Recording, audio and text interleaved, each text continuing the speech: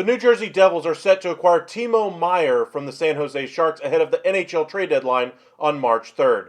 Now, the Devils were among the finalists along with the Carolina Hurricanes and the Vegas Golden Knights for Timo Meier's services. He will be a pure rental for them, but he will be an RFA after the year, so they do hold some team control after the season. Keep that in mind because there hasn't been any extension discussions between the Devils and Meier's camp as of yet.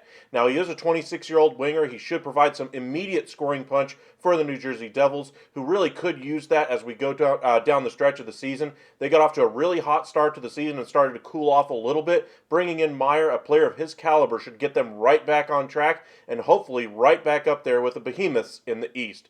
Let us know in the comment section what you guys think about the addition of Timo Meier to the Devils. Is this enough to keep them over the top of the rest of the teams out East? Are they able to compete with the likes of the Bruins, the Lightning, the Maple Leafs, the Rangers, among others? A lot of great teams out there in the East this year. The Devils really needed to add some scoring punch to their lineup, and they do so in spades here with Meier.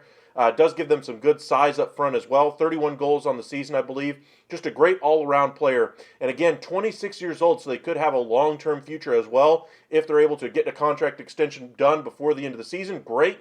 If they go into free agency, of course, they still hold this the RFA status. I imagine they'll try to work out something long-term. But understanding is right now around the league, is that the Devils view this as a pure rental. Now, there isn't any word yet as far as the return going back to the Sharks in this deal, but you'd have to imagine it's going to be some impressive picks here, mainly because the Vegas Golden Knights and Carolina Hurricanes were offering up big packages in return for Meier.